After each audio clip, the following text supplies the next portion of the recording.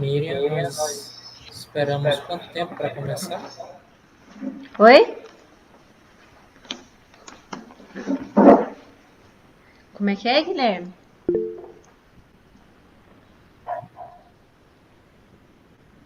Eu não entendi o que o Guilherme falou. Vocês estão sem som se estiver se comunicando com a gente. Ah, nossa, desculpa, Guilherme, eu nem vi aqui. Bem que eu tô vendo o que eu tô falando e ninguém tá falando nada. Então, o que eu falei é que a gente vai começar hoje com uma prece e aí o Guilherme que vai fazer a prece pra gente.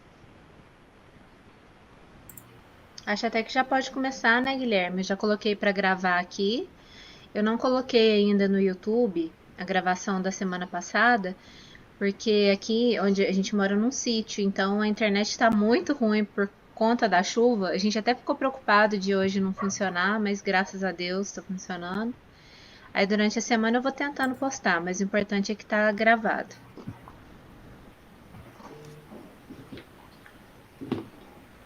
Certo, então. Dando boa tarde aos que entraram por último. Semana passada, como foi um momento de muita empolgação, de muita alegria, nós esquecemos de fazer a nossa oração inicial e a nossa oração final. Não faz mal, né? A empolgação sempre precede a boa tarefa, mas é necessário também que nós façamos a nossa parte, nos conectando com Deus, com Jesus, com espiritualidade unida, Senhor André Luiz, até porque todos os bons espíritos velam por nós. E então, como o nosso assunto de hoje também vai perpassar pela oração, nós começamos de maneira indelével. Vamos fechar os nossos olhos, serenar os nossos corações e lembrar do Mestre querido que conosco está.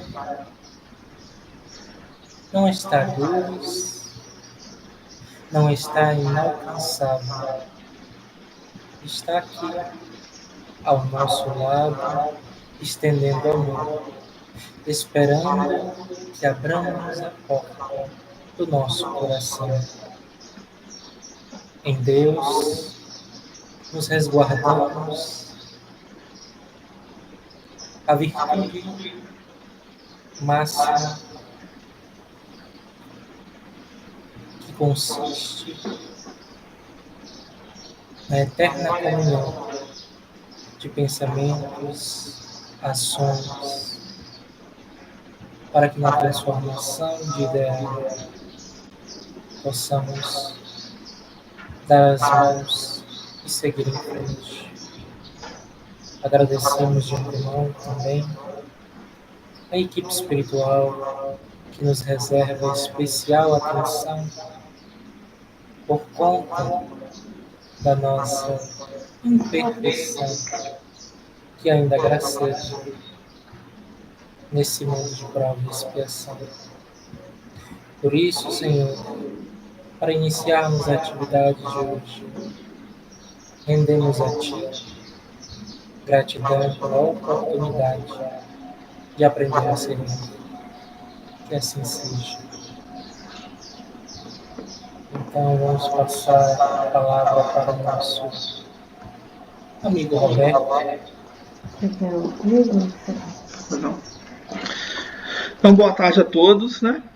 Então a gente vai começar a gente debater, né, sobre os pontos principais desses 5 primeiros capítulos, né? E eu vou ficar com os 2 primeiros.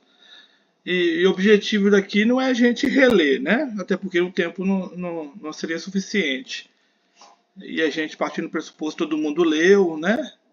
E também eu acho que todos já viram o filme, né? Que é bem, o início é impactante, né? Relatando esse momento do sofrimento dele lá, nessa faixa do umbral.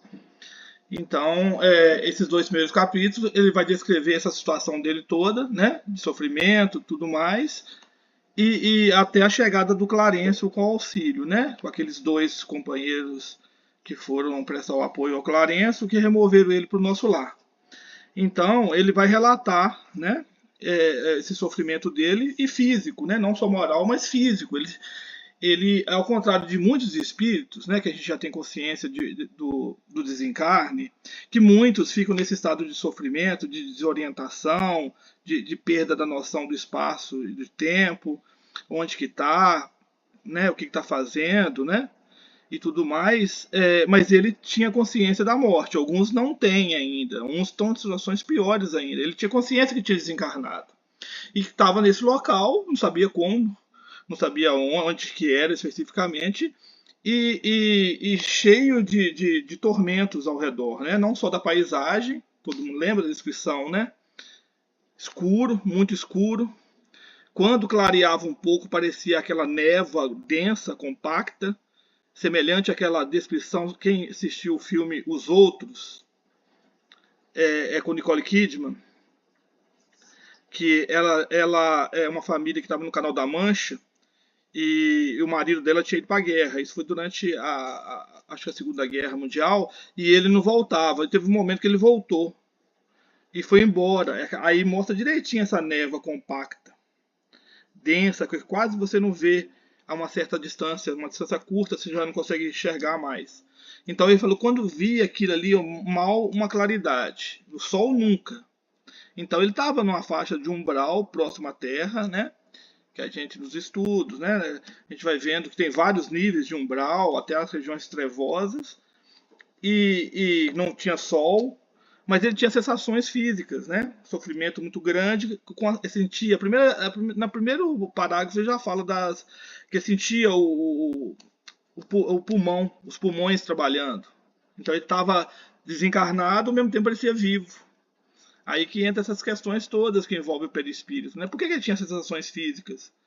E depois ele vai descrevendo ao longo desses 2 capítulos que tinha fome, sede, que ele comia o mato do chão, né?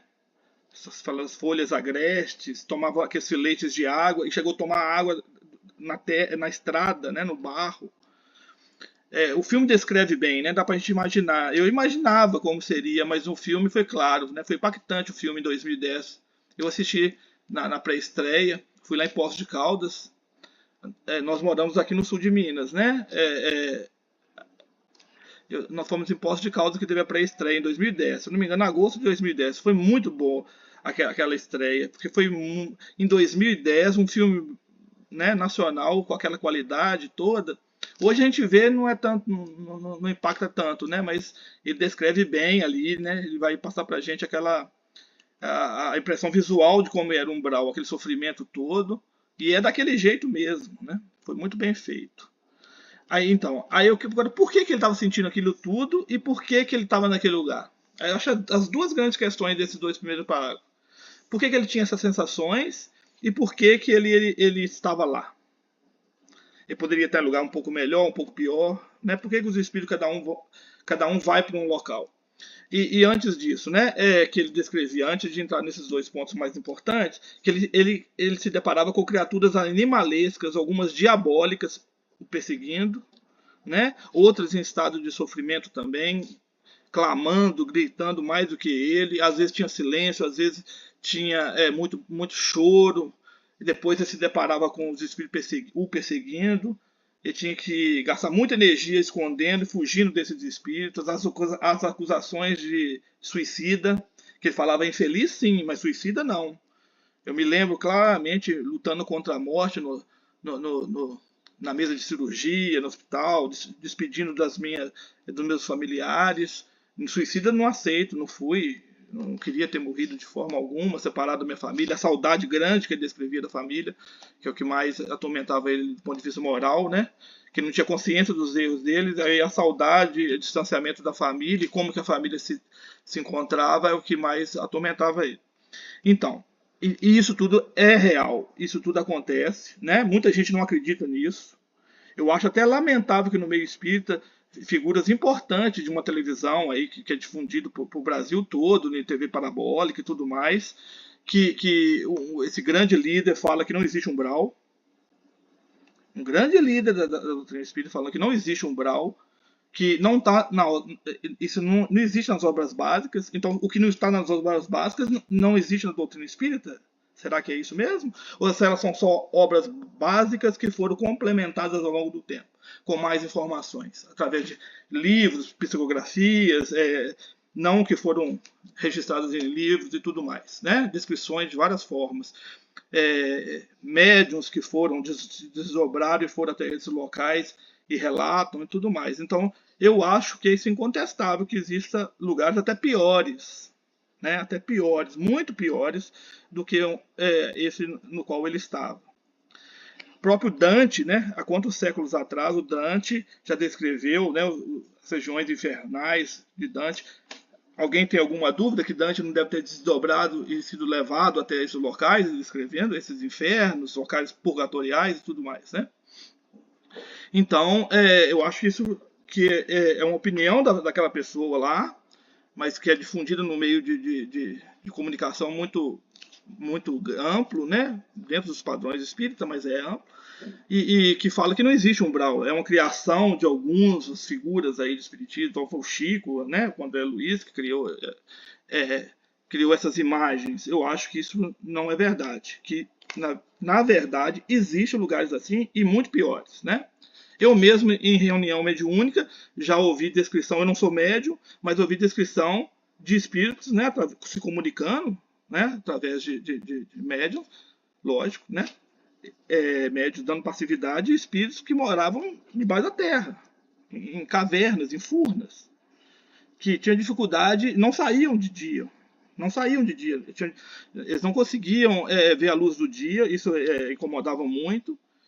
Muito magros, assim, que me fazia lembrar aquele personagem lá do Senhor dos Anéis, né? Então, assim, magros, esqueléticos, né? Com muito medo da crosta. Eles não vêm muito na crosta, eles ficam em regiões mais de caverna, de furnas, não vêm muito. Só à noite. Por isso que o problema da noite e tudo mais, né? Muita gente tem medo e tudo. Mas voltando então lá. Eu acho que isso tudo é real, acontece mesmo, existem figuras, porque por causa das características do perispírito, da plasticidade e do controle mental que algumas criaturas têm, elas conseguem ter essa mudança na aparência, ou porque elas vivem isso, fazem parte da vida dela mental, e elas já alteram sua forma, ou então porque elas conseguem fazer isso para amedrontar alguém.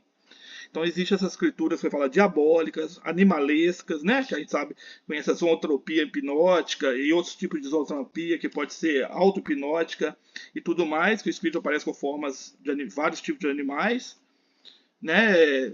Draconianos, reptilianos e tudo mais. Isso é uma questão mais profunda, para você analisar essas características do perispírito, os estágios que os espíritos chegam a esse ponto e tudo mais. Mas isso tudo ele descreve, que ele se deparava com essas criaturas o perseguindo, né, atormentando, e ele tinha que fugir. Então imagina o desespero dele, né? Ele não sabia o que aconteceu com ele, que ele desencarnou, doente, na mesa de cirurgia, estava longe, aí não tem mais volta, né? Morreu, não tem mais volta, e que ele também chegava a questionar também todos os conhecimentos que ele tinha, né? Conhecimentos políticos, científicos, filosóficos, nada disso adiantava. Que ele falava que aí deu importância para a questão religiosa, né? Como é que é importante a fé, né? O poder depois da oração e tudo mais. Mas isso que o desperta, né? Quando ele lembra, né, da fé e da oração. E ele fala que a oração, né, que era o que mais importava naquele momento, que ele suplica a Deus, que deve ter um Criador e tudo mais, aí que aparece o resgate. Mas é uma questão, essas duas questões que eu queria trazer é essa. Por que ele estava naquele local e por que ele tinha aquelas sensações todas? Né? E aí, depois que alguém quiser colaborar, dar sua contribuição. Então, eu acho, primeiramente, né, nós como desencarnamos, cada um vai para um local de acordo com o seu nível de vibração. E a questão moral é a mais importante, né?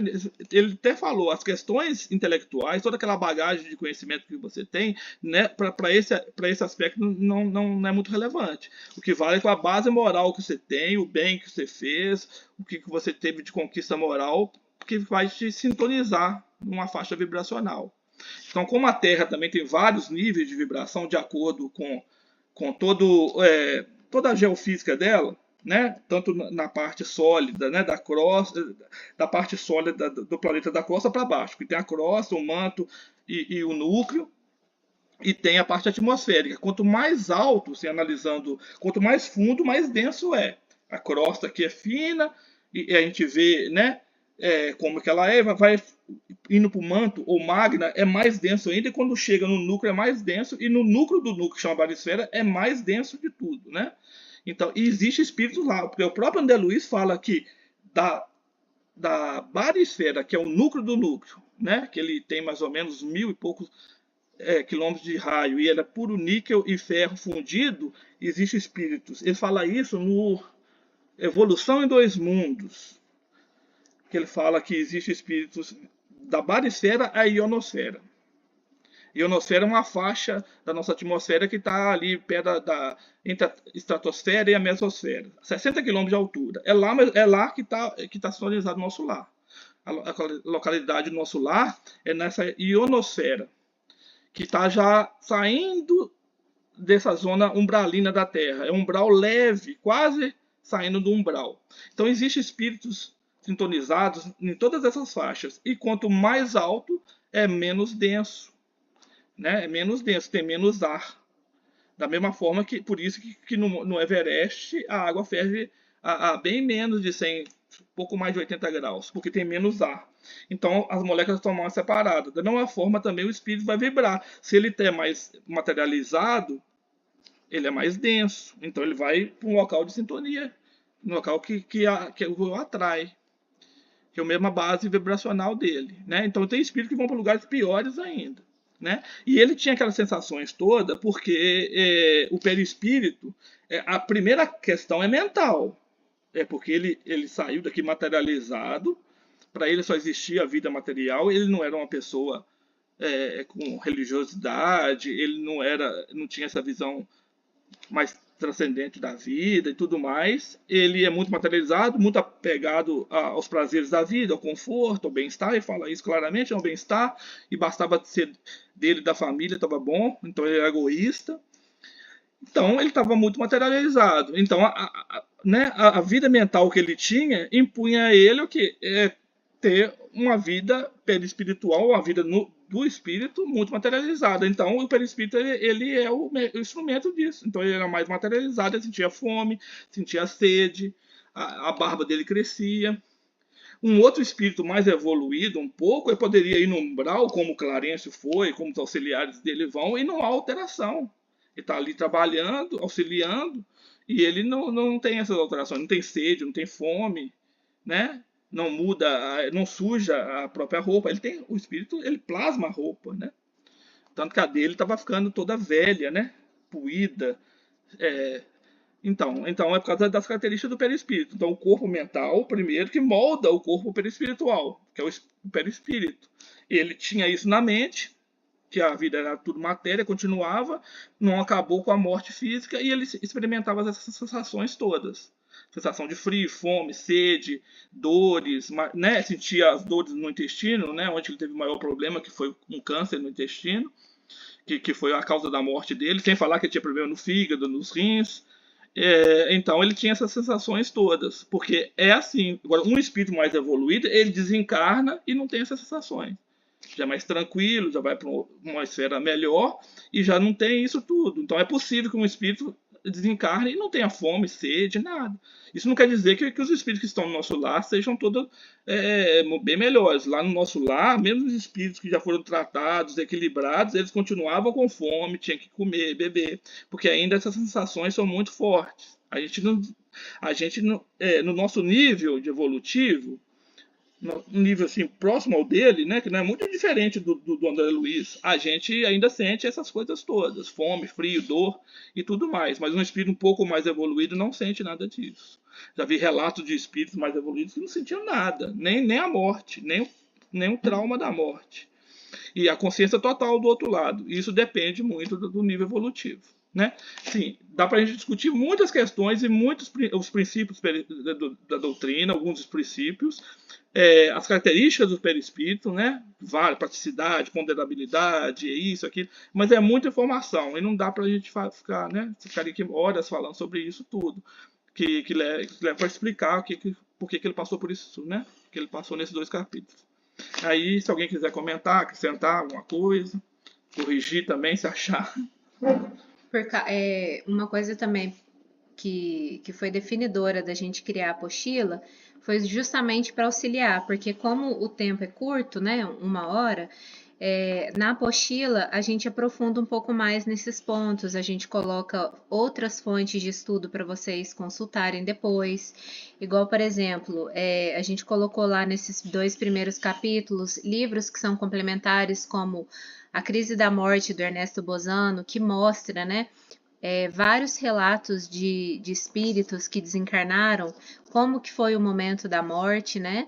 Então, varia ao infinito, mas certas coisas são muito parecidas com todos nós, então é muito interessante de ler. Outro livro que eu coloquei lá na apostila também, que depois eu vou mandar para vocês, é O Conflitos Existenciais, da Joana de Ângeles, que mostra algumas questões que é comum a todos nós nesse nível evolutivo que nós nos encontramos, como, por exemplo, o medo. Porque nesse começo mostra que o medo travou André Luiz, né? Ele era um homem inteligente, mas mesmo assim, naquele momento que ele estava ali no umbral, o medo daquelas formas grotescas que ficavam ameaçando ele, daquele ambiente todo, faziam com que ele sentia um grande medo e isso travava. Então ele não conseguia nem raciocinar. Ele precisou chegar ao extremo dele de sofrimento para ele poder lembrar que pode existir um autor da vida e aí se elevar em oração. Então isso tudo está lá na apostila por conta disso que ele falou do tempo. Aí alguém mais quer comentar alguma coisa? Levanta a mãozinha para poder falar sobre esses 2 primeiros capítulos. A Thaís levantou, então vou fechar aqui.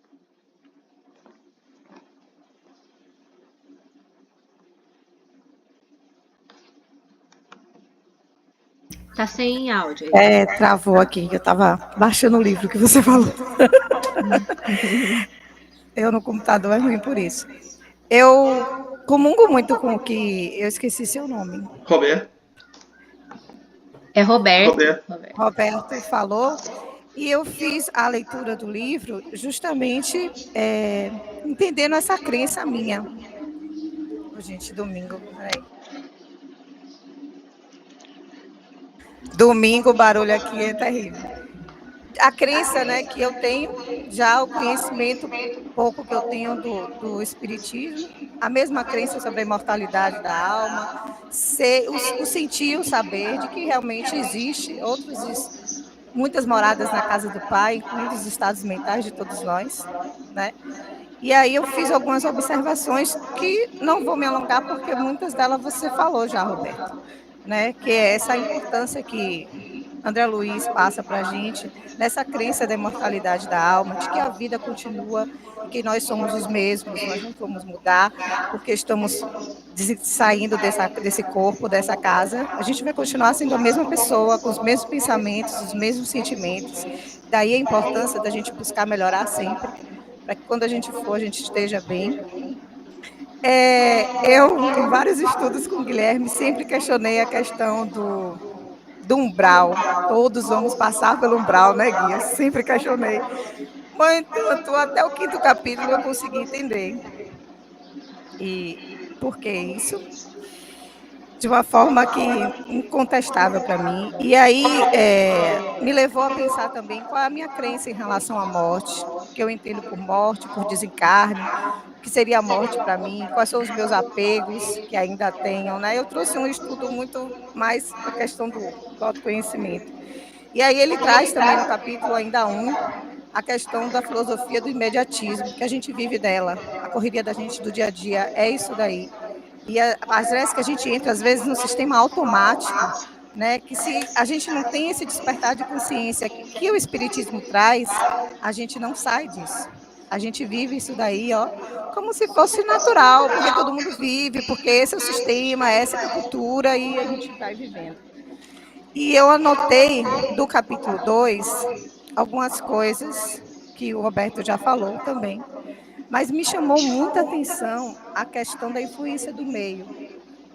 Por mais que a gente esteja conectado, por mais que o meio é criado pelos nossos pensamentos, né, em comunhão com os pensamentos de pessoas que sentem e pensam parecidos com a gente, esse meio sobrecarregado, denso, impedia André Luiz de raciocinar, desequilibrava ele mentalmente, né, de certa forma, tanto que, como a Miriam falou, ele não lembrava da oração.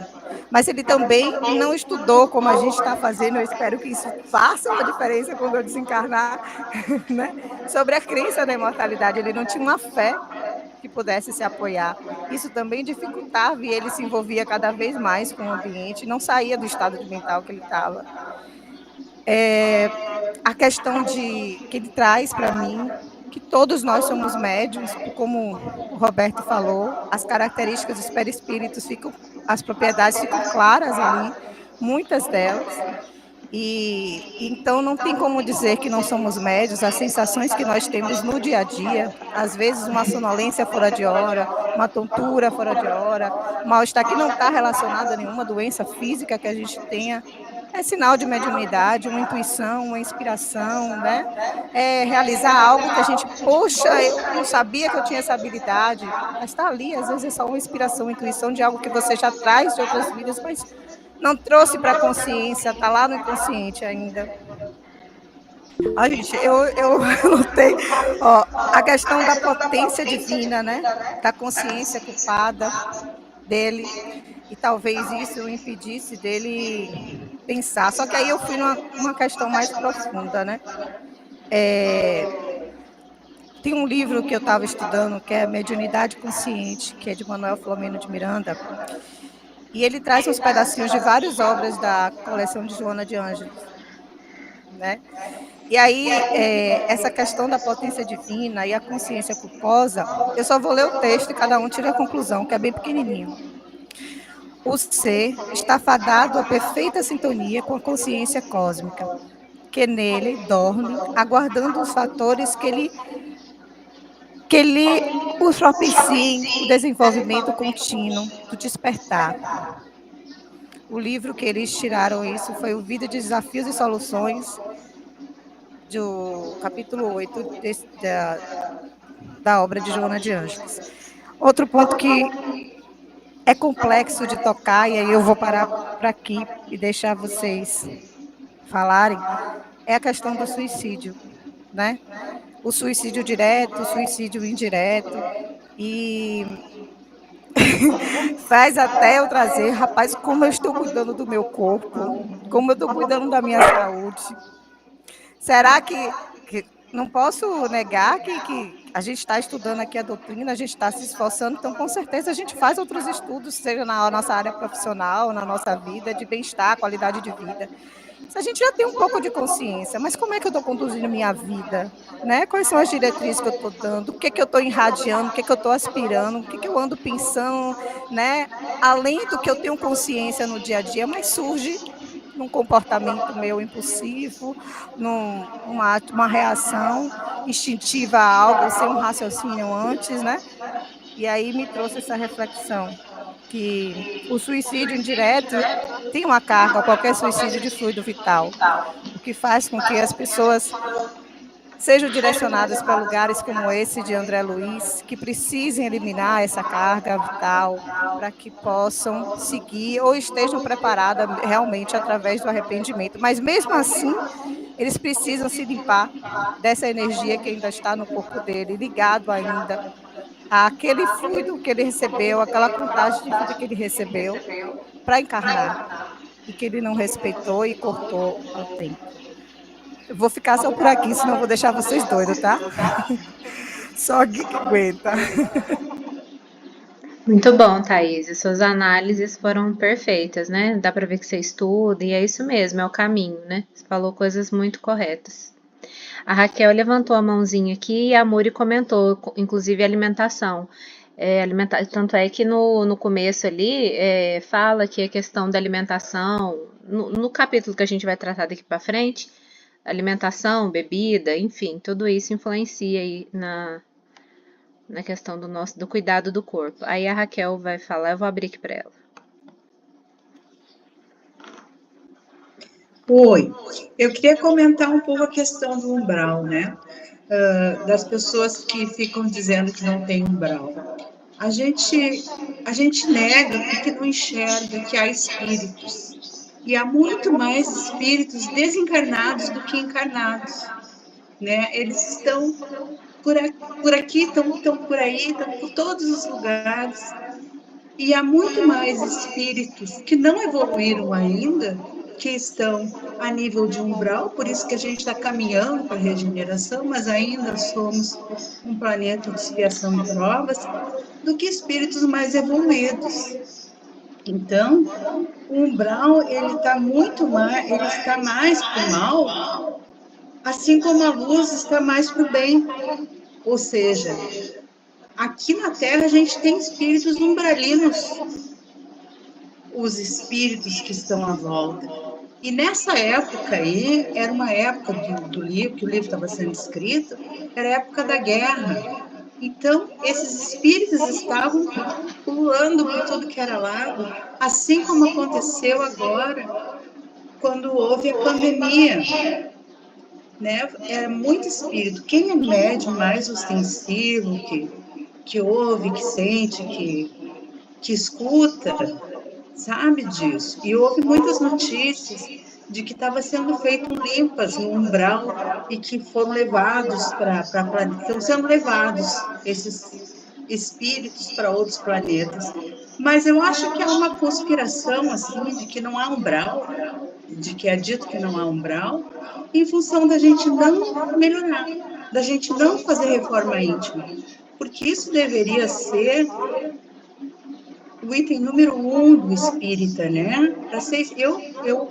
Eu fiquei muito tempo sem me dizer espírita, porque eu achava que não podia me dizer espírita. Como é que eu vou me dizer espírita se eu não consigo fazer reforma íntima? Se eu nem sei se eu tenho algum defeito. Quando eu comecei a olhar, quando eu comecei a fazer aquele item lá que tem no livro dos espíritos, que fala que a gente tem que olhar tudo que fez durante o dia e se reformar e melhorar no próximo dia, né, o dia anterior, fazer a análise do seu dia, aí eu digo, agora eu estou ficando espírita.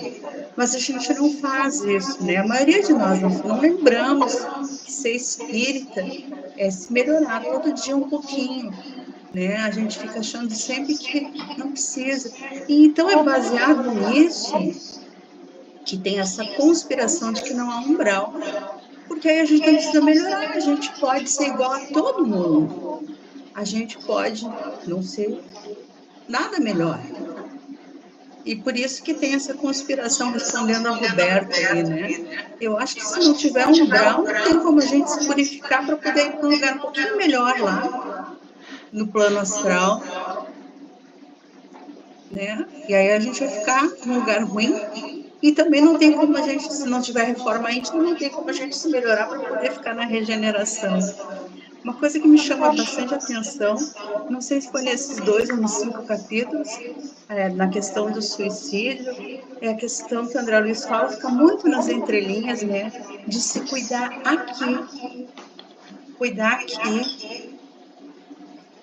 para quando estiver lá, cuidar, por exemplo, na alimentação, como foi colocado, cuidar nos pensamentos, um cuidado geral.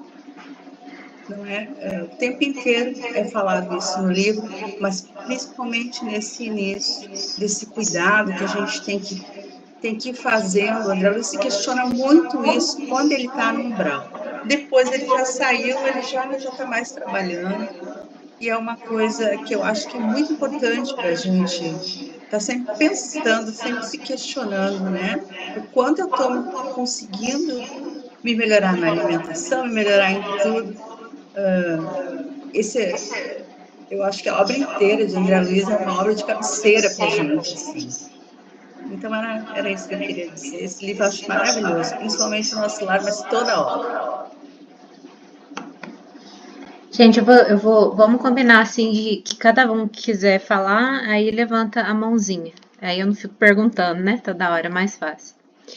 E aí, partindo para o próximo capítulo, né? O Roberto falou dos 2 primeiros, aí o capítulo 3 fala da oração coletiva, que narra para gente a chegada do André Luiz no plano espiritual. Ele é recolhido no umbral após a prece dele, né? A maneira de um enfermo mesmo, ele é colocado numa padiola e aí é levado com todo cuidado por 2 enfermeiros que acompanhavam Clarence, aí chegaram até nosso lar, tinha um grande portal, ele descreve, até no filme também narra isso, achei bem legal.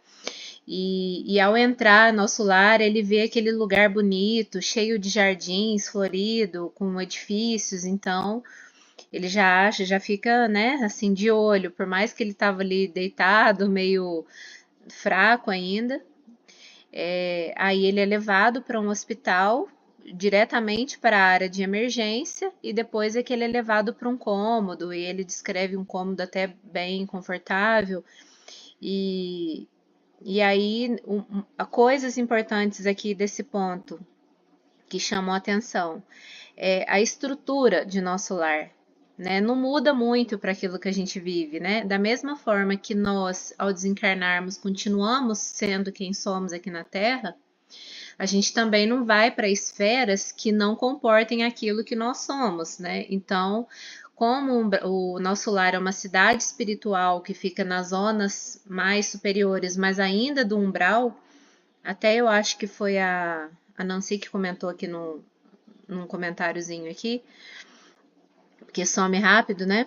Então, lá tinha uma estrutura normal, tinha um hospital, tinha os lares, tinham os jardins, né? Uma estrutura mesmo organizada ali no plano espiritual. E aí ele chega no hospital, né? Tem o contato com um caldo reconfortante, que até virou já muito meme na internet, né? Que quando chegar lá, poxa, mas aí vai ser caldo reconfortante, não vai ser um churrasco, não vai ser uma comida mais assim, mostrando que a questão do perispírito, né, das pessoas que estão mais materializadas, já sinalizando mesmo que os espíritos que vão para lá, como diz Lísias no capítulo 5º, que são espíritos mesmo ainda não vitoriosos, então estão ainda materializados, sentem fome, sentem sede, então é mantido alguns costumes, como por exemplo o caldo, né, a água, porque eles sentem essa necessidade. E aí o André narra que ao tomar o caldo reconfortante, ele se sente bem, né? E naquele momento ali da oração coletiva, quando vai chegando no crepúsculo, ele começa a ouvir uma música muito maravilhosa.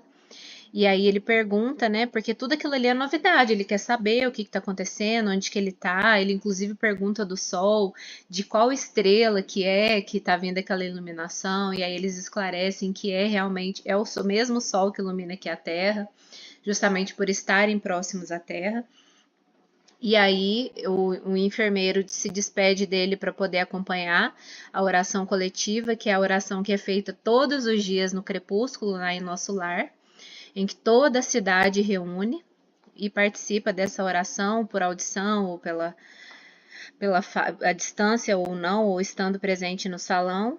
E aí o André resolve acompanhar o enfermeiro. Então ele vai, sob o auxílio do enfermeiro, e ele fica maravilhado. São 72 entidades que estão ali acompanhando o ancião, entre eles Clarencio, que é quem foi recolhê-lo no umbral. E ele descreve a oração, os efeitos físicos benéficos que ele vai colher ali durante a oração, que são as pétalas azuis, que é como se fossem, ao tocar nele, ele não conseguia encostar naquelas pétalas, né? E quando encostava nele, ele sentia um bem-estar. E quando ele volta dessa oração, ele se sente muito melhor. Então, tudo aquilo para ele é muito novidade, né? Então, eu até anotei aqui alguns pontos que eu achei interessante para falar nesse capítulo, é que com relação à importância da oração. Às vezes, aqui na Terra, até por uma questão que a Thaís mesmo comentou, na correria do dia a dia, né, naquele automatismo, a gente sobrevive. Talvez a gente não vive. Então, às vezes a gente trabalha o dia inteiro, faz muita coisa, chega no final do dia super cansado, e não faz uma oração, ou acordando, né, acorda já já arrumando as coisas, já eu tenho que tomar café, eu tenho que tomar um banho, vou trabalhar, e aí nem lembra da oração. Geralmente só lembra quando você está passando por um momento de tristeza, de dor, né? E não deveria ser assim. A oração é a nossa conexão com Deus, então deve ser feita sempre, porque através dessa conexão é que nós conseguimos pedir alguma ajuda, agradecer por aquilo que a gente recebe todo dia, as nossas bênçãos, louvar. Então, através disso, a gente consegue perceber a importância da oração, em que uma cidade inteira, como é a cidade de nosso lar, com mais de 1 milhão de habitantes, não é isso? Se reúnem em oração com altas autoridades e recebem todo aquele benefício que uma oração traz. Então, quando a gente faz a oração aqui, é diferente de nosso lar? Não, a gente também recebe, só que a gente não vê. Então, o ponto que eu achei mais interessante aí da oração coletiva foi esse. Aí eu combinei com o Guilherme dele falar também alguma coisa, né, desse capítulo, e quem quiser, levanta a mãozinha. Se quiser falar alguma coisa também, vamos da oração. Miriam, por conta do horário, você não já quer falar o 4 e o 5, depois você passa para mim e eu finalizo? O 4 e o 5? Sim. Tá, então vamos lá. Então, esse foi o terceiro capítulo, né, que fala da oração coletiva. A primeira vez que o André Luiz acompanha uma oração coletiva. O quarto é o médico espiritual, em que o André Luiz está lá na enfermaria. Ele até narra um fato de que ele tentou levantar, já que ele conseguiu ir na oração coletiva, ele tentou levantar sozinho para poder dar uma caminhada, né, e tudo, e ele viu que ele não consegue sem o auxílio magnético do enfermeiro, então demonstrando que ele ainda está muito fraco. E foi nesse capítulo que o Clarencio leva até André Luiz o médico espiritual chamado Henrique de Luna. E aí o Henrique de Luna vai fazer uma análise no André Luiz e examinando ele com cautela. Ao final da análise fala para ele, é uma pena que você tenha vindo através do suicídio. E aí, naquele momento, ele ficou assim, né? Gente, lá no Umbral estavam falando, né, que eu vim através do suicídio. Agora eles estão falando também, ele ficou meio assim, orgulho ferido. Aí ele falou assim, deve haver algum engano, né? Porque não, eu lutei durante longos 40 dias, ele fez a cirurgia no intestino, né? Então ele lutou com a vida, ele queria viver, então deve ter algum engano. E aí o mais legal foi que o Henrique de Luna vai comentando com o André Luiz por que foi um suicídio. Na verdade, foi um suicídio indireto, porque todos nós, ao reencarnarmos, recebemos uma cota de energia vital que a gente tem que vir para a Terra e utilizá-la de forma sábia, para poder cumprir os compromissos que a gente firmou do outro lado, né? Tem todo um planejamento. E isso aconteceu com o André Luiz, obviamente. Ele viria para poder exercer uma grande tarefa na área da medicina e ficou apenas nos ensaios, porque grande parte dessa energia vital que ele recebeu foi gasta com, igual falou nesse capítulo, com cólera, alimentação em excesso, bebidas alcoólicas em excesso, uma vida leviana, tanto que ele tinha sífilis. E durante essa análise, o médico Henrique de Luna foi mostrando ali no perispírito, que é o corpo espiritual, os pontos que confirmavam isso que ele estava falando, a fim de explicar para o André Luiz por que tinha sido suicídio inconsciente. E aí vem aquilo também que a Thaís comentou no início. Nós todos, é muito difícil nós terminarmos a nossa reencarnação aqui na Terra como espíritos completistas. O que é isso? É o espírito que conseguiu cumprir tudo aquilo que ele veio para cumprir com louvor, né? Sem desperdícios de tempo, de energia. Então isso é muito difícil, porque ou a gente pensa muito, nós não temos o controle efetivo sobre o nosso pensamento, e o pensamento é criador. Daí a importância do livro Pensamento e Vontade, do Ernesto Bozano, que mostra isso através de experimentos científicos, é muito interessante. Coloquei na apostila também. Os nossos pensamentos são criadores da nossa realidade, então eles interferem na nossa saúde e, consequentemente, no gasto da energia vital que nós temos. A alimentação, nosso corpo é o nosso templo, mas muita gente desconta as frustrações na alimentação. Eu sou essa pessoa. Então, quando eu tô muito ansiosa, quando eu tô muito nervosa, eu acabo que eu vou comer um docinho, aí quando vem engorda, igual eu engordei, eu preciso emagrecer. Então, a gente faz o excesso de alimentação.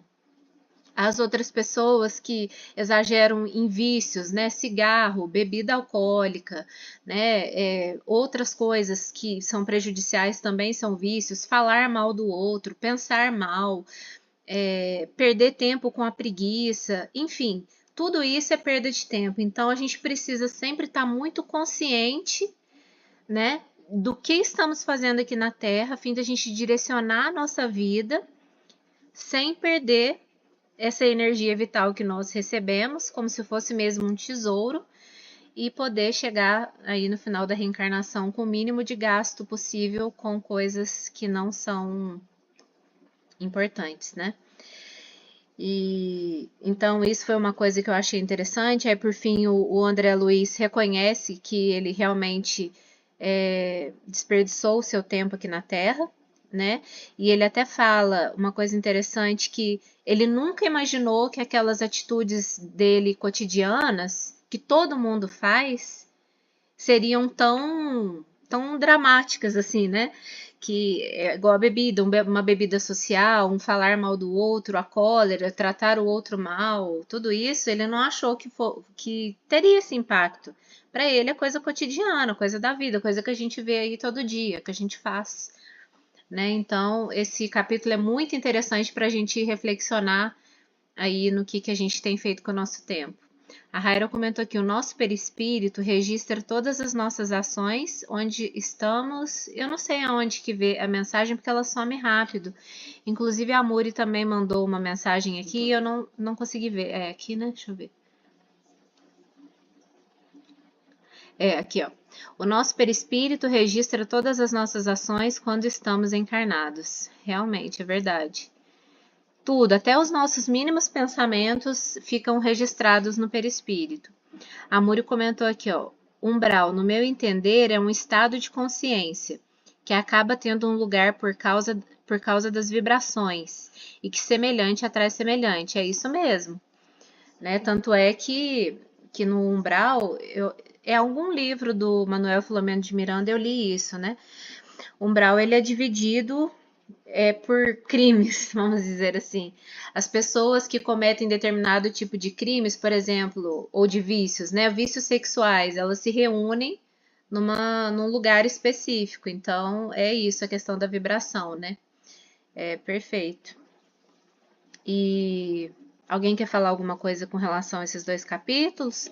Então, só para complementar aqui o que a Camila falou, que é importante que a causa da morte dele, né, do corpo físico, que o médico identificou de claro que foi um caso de suicídio inconsciente, que ele depois concordou.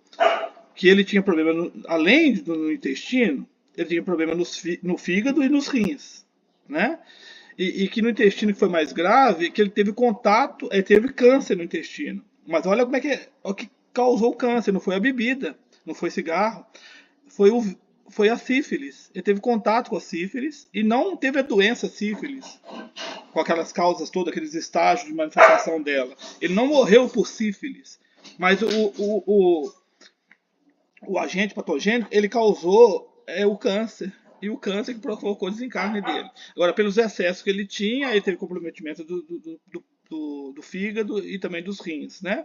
Isso foi o motivo todo, né, na região digestiva dele. Então, que ele teve um câncer que foi mais grave, né?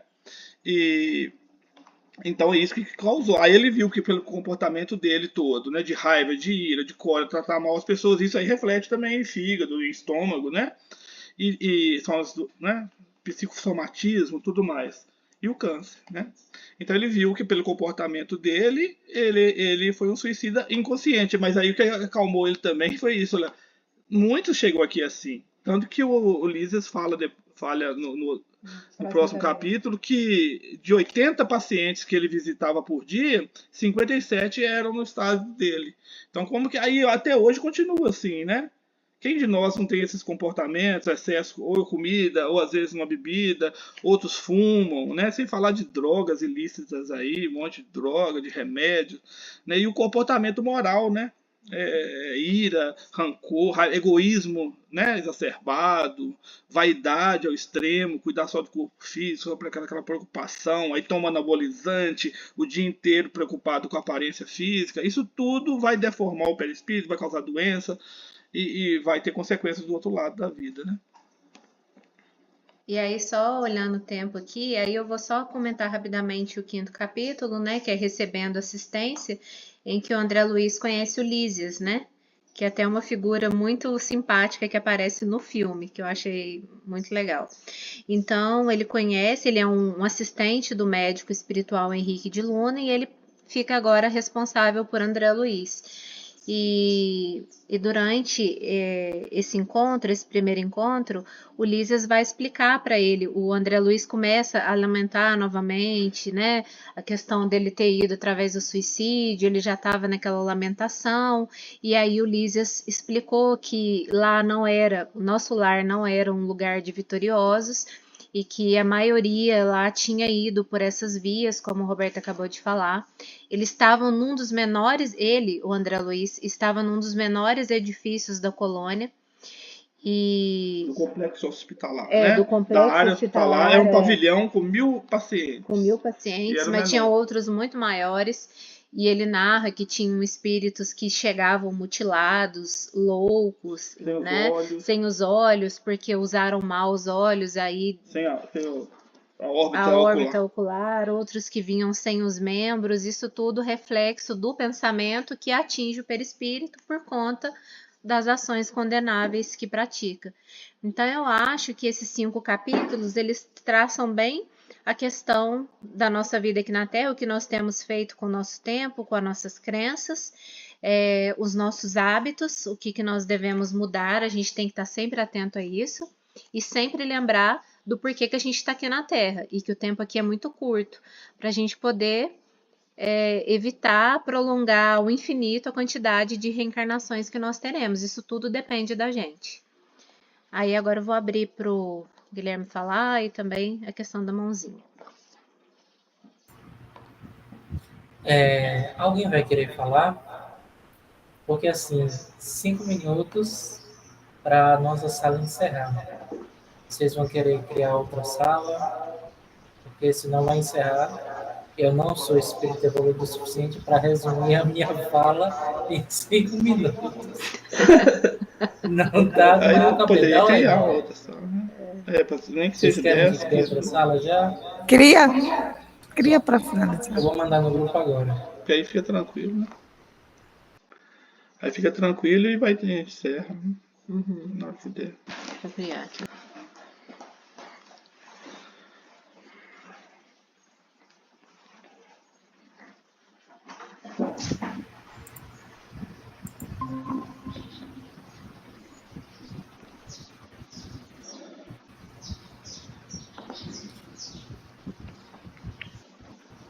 Eu aceitar o pessoal. Bom, uma hora é muito pouco quando a gente começa a falar, né? E quando vai desdobrando, a gente se empolga, a gente se empolga. E a empolgação deslancha tudo. Se vocês acharam que a Izzy é estudiosa, é porque vocês não viram a aula que a gente fez sobre psicologia profunda, quando estávamos estudando Jesus e a atualidade. Aí vocês vão ver Thais estudiosa. Ô Gui, depois dessa propaganda aí, que não é muito real, né? Vou fazer propaganda então. Vocês querem se forçar o autoconhecimento, se forçar não, porque acaba virando uma paixão. Aí estudar, porque o assunto é muito interessante, quando você vê, você já se envolveu, já tem vários exercícios, frequente a Universidade Livre do Espírito, a ULI, você já conhece Ela tem EAD, ela tem presencial, tudo bem que o presencial é em Salvador, mas o EAD está para todo mundo, já chegou em outros países fora, já está ficando internacional também. A Moura, já ouvi falar, né? Eu sou trabalhadora voluntária de lá desde 2021 e sou estudante também, estou no ciclo 8, são 10 ciclos, é muito interessante. Não faz isso tudo não, porque não é só isso, tá vendo? Eu tenho que estudar, porque tem várias coisas que a gente se envolve, e aí você se empolga e vai, quando você vê, você estudou. Mas não porque é isso tudo aí que ele falou, tá? Bom, então vamos comentar. Primeiro, mais importante, é saber que o processo de aprimoramento individual, de reforma íntima, como foi citado, começa no arrependimento. Se nós formos voltar na história da humanidade, vamos ver que para o Cristo começar a sua missão pública, foi necessário que João Batista, o precursor, viesse primeiro. E o hábito de João o Batista para mergulhar as pessoas, que é o ato do batismo, e dizer a célebre frase que nós escutamos: arrependei-vos, porque é chegado o reino dos céus. Então, o momento do arrependimento é o que leva a criatura a colocar-se à disposição para a melhora. Sem este momento de arrependimento, nós, espíritas, podemos passar a vida inteira fazendo caridade, trabalhando nos centros espíritas e não aprendermos absolutamente nada. Como é o caso do relato do irmão Frederico Spinner, irmão Jacob, no livro Voltei. Então, o arrependimento é o que leva as criaturas a retomar a sua comunhão com Deus, a religar-se com a divindade, porque todos nós, criaturas do mesmo Criador, somos também a divindade.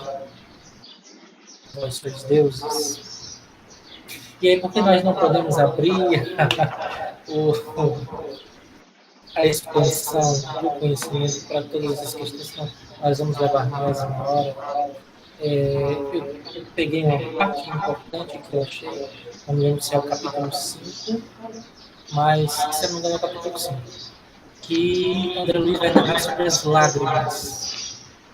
As lágrimas é um momento muito importante. Algumas pessoas têm a crença ainda limitante de que as lágrimas são fraqueza. Alguns outros têm a crença de que as lágrimas são simplesmente uma expressão. Mas a nossa querida amiga, benfeitora, Amélia Rodrigues, vai dizer no capítulo 3, sobre primícias do reino, que chorar é buscar Deus nas adustas regiões da soledade, a sós e junto a Ele, ignorado por todos e por Ele lembrado, sofrido em toda parte, escutado pelos seus ouvidos. O pranto fala o que a boca não se atreve a sussurrar. Alguém chorando está solicitando, aguardando, a impossibilidade de expressar por palavras, desnudar a alma, esvaziar-se de toda a inquietação. E foi o que aconteceu com o nosso querido André Luiz.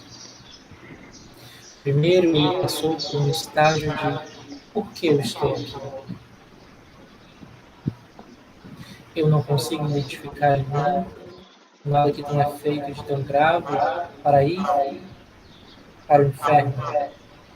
Porque lembremos que nessa primeira parte, André Luiz, pela crença majoritária na sociedade, era católico. Então, por que ele estava naquele local de sofrimento? Ele não merecia viver arretamente, cuidara de seu lar, trabalhara em favor dos seus pacientes. Por quê? E esse porquê, misturado com a angústia amarga de não sentir-se reconhecido pelos seus feitos, é o que originou o nosso arrependimento. E arrependendo-se, ele se colocou à mercê do trabalho que poderia ser realizado pelos benfeitores espirituais através da inspiração de Deus. Então é esse resgate que é feito para com André Luiz e que nos é feito diariamente.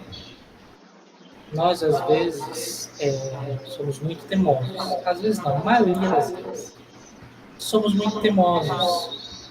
Nós acreditamos que o nosso ponto de vista é o principal, o mais correto, porque nós estudamos mais, nos dedicamos mais, e nós colocamos diversos subterfúgios para dizer que estamos acima dos outros.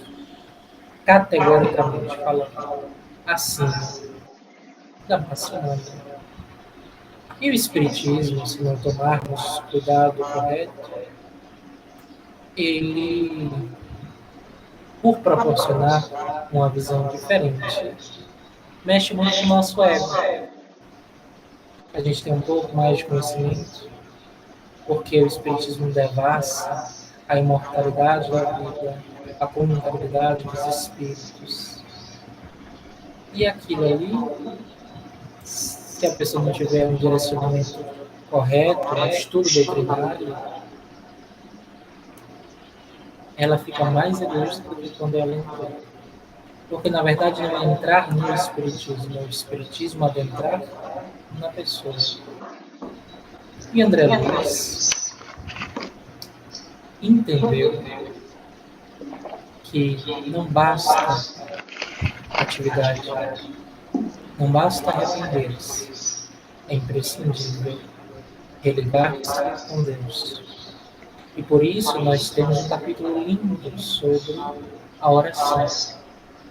A oração também tem uma passagem da Amélia Rodrigues, mas eu não vou trazer, não hoje.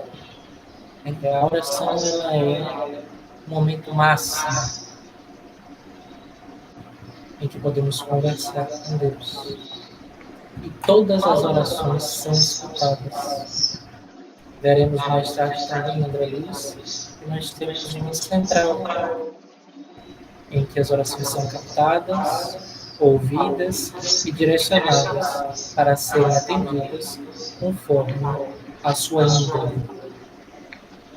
Então, tudo isso André Luiz revela, tudo isso André Luiz traz. Mas nesses 5 capítulos nós vemos a fraqueza, a fragilidade e o soerguimento de um irmão como nós, que ainda imperfeito, começou a buscar Deus através do mal necessário que se torna remédio para cada um. Lembrando da benfeitora Joana de Ângeles, com a sua mensagem no Evangelho segundo o Espiritismo, a dor é uma bênção de Deus que é dada aos seus eleitos. Alguém gostaria de comentar mais? Vocês hoje estão mais calados. Eu sinto que na primeira aula, no primeiro estudo, no primeiro clube, vocês falaram mais. Fique à vontade, tá? Pare de instigar, porque desde o primeiro encontro todo mundo viu aqui que todo mundo gosta de falar, viu? Se você ficar instigando, a gente vai levar mais de 1 hora de novo. Mas assim, no capítulo 5, o que mais me chamou a atenção foi essa questão do arrependimento. E aí, eu fui naquele livro que você me indicou, de Joana de Ângeles, como é, que ela faz as elucidações psicológicas, não é isso? Sim.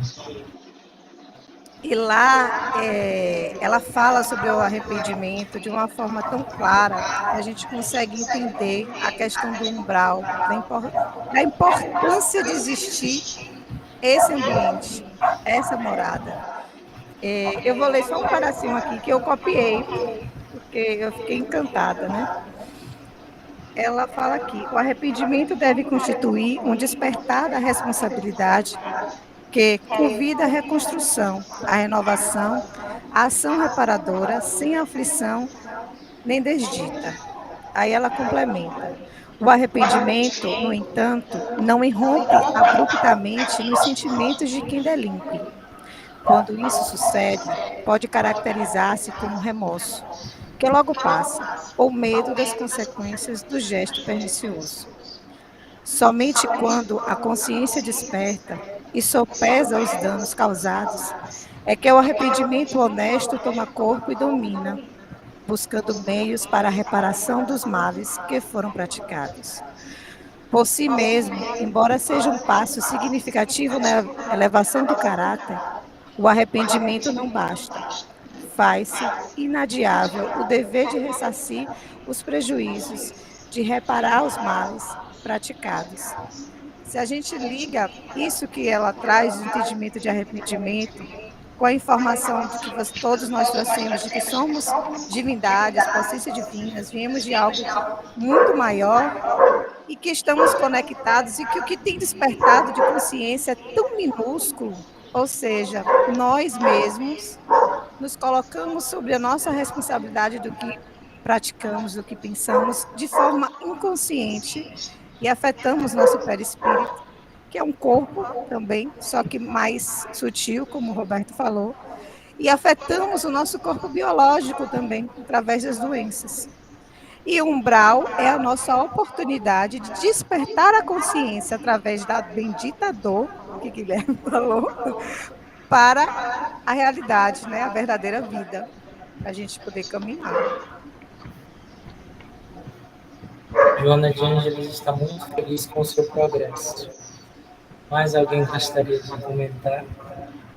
Se ninguém mais gostaria de comentar, acho que é momento de finalizarmos, porque eu ultrapassei 10 minutos, né? Miriam depois vai me puxar a orelha, mas eu gostaria de ressaltar a importância da apostila. A apostila, a maioria das pessoas que faz é a mesma. Ela bota o crédito dividido, mas a maioria das pessoas que faz é ela. É muito caridosa. A apostila, ela está sendo realizada de uma maneira muito categórica, muito disciplinada. Então, ela tem muitas informações que nos auxiliam no enriquecimento do conteúdo. Aqui, realmente, se a gente passasse a tarde inteira comentando, ainda seria pouco, porque cada um traz um ponto de vista, cada um traz uma leitura enriquecedora, e a gente vai desdobrando isso, se avoluma de um jeito que não tem fim. Por isso, a importância da apostila. E, apesar de ter só os conteúdos teóricos, nós estamos planejando uma diretriz de integralidade enquanto experiência vivencial. Não chegamos a dizer que é um manual, mas é uma diretriz para pormos em prática as ações estudadas. Afinal, a marca máxima do Espiritismo é a vivência dos seus postulados e dos seus ensinamentos. Sem isso, nada vale. Por isso que a bandeira é fora da caridade, não há salvação. Então eu repasso para Miriam agora, mas eu ainda tenho um poema para nós finalizarmos. Uma coisa que eu queria sugerir, gente, é que assim, por exemplo, durante a semana a gente vai ler mais 5 capítulos, né? Pra gente comentar na semana que vem. Aí, assim, durante a semana, conforme a gente for lendo, ou quem for lendo, quiser comentar alguma coisa lá no grupo. Ah, eu li tal capítulo, eu achei esse ponto importante pra gente refletir, né? Vamos refletir para depois a gente conversar, pontuar algumas coisas assim, para ficar mais claro pro dia do estudo. Eu acho interessante, né? E assim, é bom que a gente vai ter uma interação maior lá, porque fica todo mundo muito quieto, eu também já sou mais assim, então aí se todo mundo mandar alguma coisa, sua experiência de leitura, eu acho que vai enriquecer bastante também. E era isso que eu queria falar. Eu sinto que Muri quer falar também, viu? Gente, eu tô escrevendo um texto aqui enorme, porque eu falei que eu não ia falar, eu só ia ficar digitando, porque eu realmente falo muito. A Miriam me conhece há mais de um ano, ela sabe que eu falo muito mesmo, de fato, é verdade. Eu tenho que me policiar com relação a isso. Mas é que tem uma coisa que tá me incomodando muito e eu queria dividir com vocês. É super rápido, juro por Deus. Mas é assim, talvez nem seja uma coisa grande, talvez todo mundo já saiba, de corte, salteado, de trás pra frente, frente pra trás. Mas eu tô sentindo que eu sei lá, quis falar, então assim, vocês me desculpem, muito tem, né, a gente está conversando aqui de que pelas nossas ações no físico, a gente acaba ficando doente, e aí a gente vai para um umbral, e aí tem todo esse desenrolar.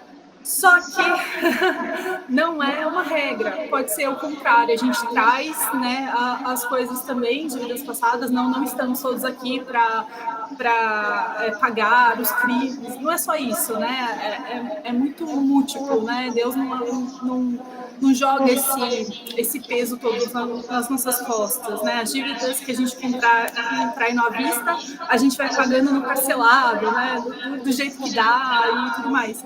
Só que geralmente a causa das nossas aflições, elas não estão no físico. Pode acontecer, mas não só isso. E eu acho que faltou, não sei, eu acho que eu precisava falar isso também, né? Que geralmente a causa está no espírito e por isso que o corpo adoece. O contrário também acontece, mas existem essas duas vias e era só isso. Desculpa, gente.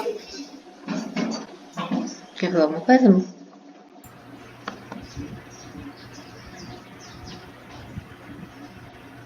Não, é isso mesmo. Eu concordo plenamente com o que a Muri falou.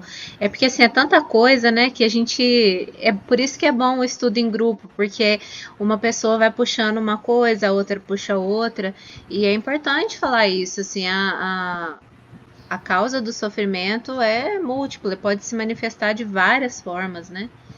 Então, assim, não é uma matemática aquilo que a gente sofre, aquilo que a gente passa. E igual você falou, é parcelado. Eu lembro, tem uma historinha, né, amor? Que fala assim de dois espíritos que estavam pleiteando a sua ida para Júpiter, que já é um planeta mais evoluído. E aí, eu acho que o mentor, eu não sei se foi algum livro da série, eu acho ele que sabe melhor. Se não me engano, está num dos livros da coleção do Luiz, que dois espíritos que estavam no nosso lar há mais de 500 anos, eles achavam que deveria ir para um lugar bem melhor, uma colônia bem superior, que já estava num ponto.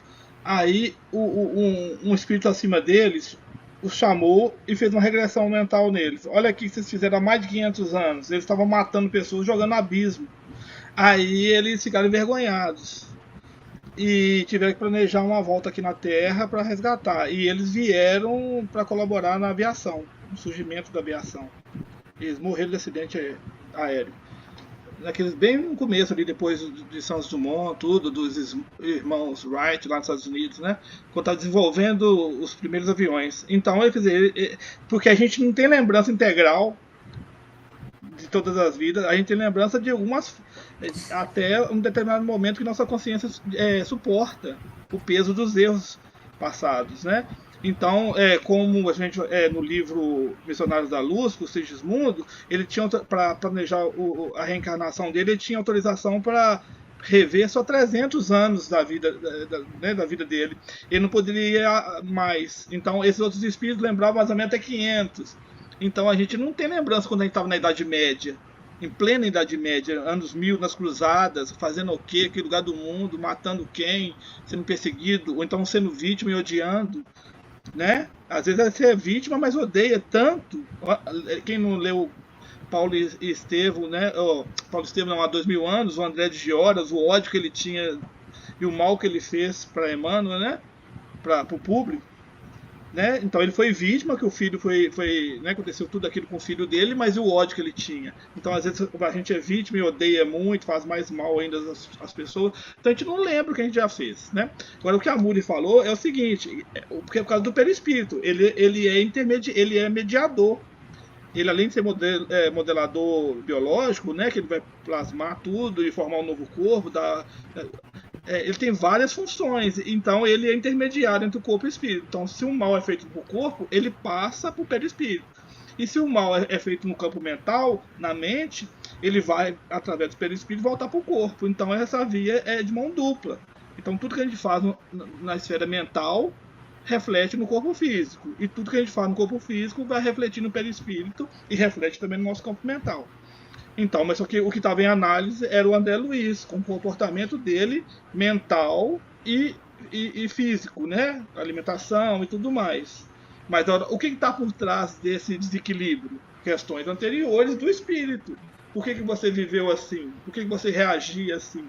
Porque ele tinha problemas, não tinha ainda equilíbrio. Aí ele levou uma vida egoística, de prazeres materiais, de bem-estar.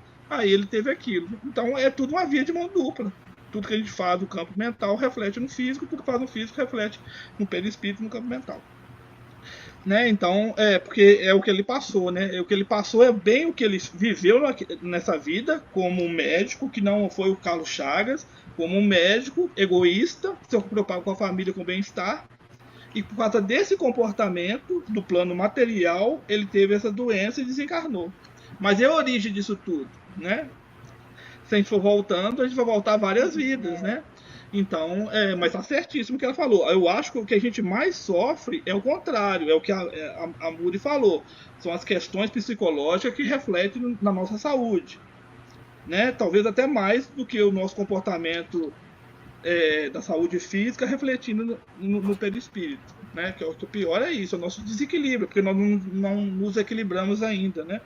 E a gente não tem controle das nossas vidas, não tem consciência das nossas vidas passadas, a gente não suporta muita coisa. Eu acho que muito de nós, ou quase todos nós, se a gente lembrar o que a gente fez na vida passada, ou duas atrás, a gente não suporta, né? A gente não suportaria. Então é por isso que é complicado. É por isso que é a benção do esquecimento, para explicar para muita gente por que a gente esquece quando reencarna, né? O choque anímico, porque a gente não suporta o mal que fez para uma mãe, para um pai, para um irmão, para um amigo, né? A esposa. Aí você não suporta o mal que você fez na vida passada e está vindo aqui para reconciliar, para auxiliar e tudo mais, e tem que esquecer. Então por isso que a gente não vai ter muito problema psicológico, que é muito pior do que o comportamento nosso aqui físico, né?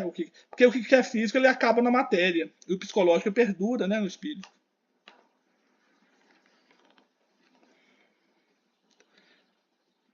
Eu juro que eu vou falar rapidinho, eu também gosto de falar muito. Porque o que vocês dois falaram, e eu lembrei aqui de uma anotação que eu tinha feito, que eu acho importante, que é do capítulo 5. É que lá mesmo na obra, no capítulo 5, André Luiz dá essas explicações, essas causas no livro, e dá a resposta.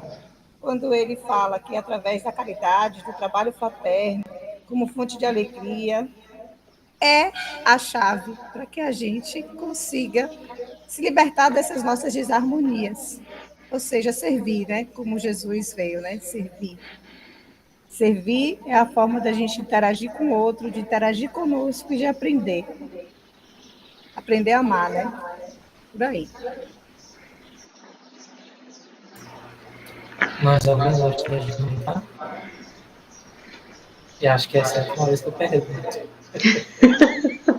Bom, para mais enriquecimento do assunto, vide capítulo 5 do Evangelho segundo o Espiritismo, Bem-aventurados os aflitos, principalmente nos itens causas anteriores das aflições e causas atuais das aflições. Então, para nós encerrarmos, eu gosto muito de poesia, de poemas em geral, e eu trouxe um da benfeitora Maria Dolores, poetisa da espiritualidade superior, como diz Emmanuel, no livro Antologia da Espiritualidade, que é esse livrinho. Capítulo 2. Deus conta contigo. Ouço-te às vezes, coração amigo, em torno ao bem, numa questão qualquer. Farei, conseguirei, conta comigo, se Deus quiser, se Deus quiser. Mas não te alteres a pretexto disso, de segundo a segundo, estrada a estrada. A vontade de Deus é revelada em bondade e serviço. Fitos quadros da gleba campo afora, tudo que existe, vibra, luta e sente, serve constantemente, dia a dia, hora a hora. De alvorada a alvorada, o sol fecundo, sem aguardar requerimento, garante sem cessar o equilíbrio do mundo de seu carro de luz no firmamento. A fonte, a deslizar singela e boa, passa fazendo bem, descedenta, consola, alivia, abençoa, sem perguntar a quem, sem recorrer a humanos estatutos, nem a filosofias enganosas. A laranjeira estende os próprios frutos, a roseira dá rosas. O lírio não se ofende nem reclama, sobre a terra onde alguém lhe deitou a raiz, seja em vaso de estufa ou num trato de lã, desabrocha feliz. Assim no mundo, coração amigo, faz o bem onde for, seja a quem for. Em toda parte, Deus conta contigo, na tarefa do amor. Então, desta forma, nós damos por encerrado o nosso segundo estudo, nosso segundo encontro do Clube de Leitura sobre as obras de André Luiz. Muito obrigado a participação de cada um que esteve, aos que comentaram mentalmente, mas nós não somos evoluídos ainda para captar, e aos que se expressaram através do mecanismo da fala. Tchau, gente. Tchau. Até domingo que vem. Bom final de domingo e boa gratidão. semana para todos. Tchau. Para vocês também. Tchau.